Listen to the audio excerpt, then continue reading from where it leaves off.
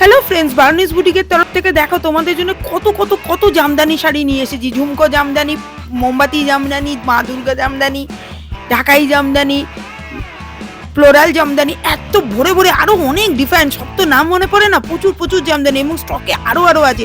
যদি ভালো লাগে ঝটপট স্ক্রিনশট নিয়ে বুকিং করো। বুক করতে গেলে আমাদের বুকিং নাম্বার 7003298072 বুক করে দাও।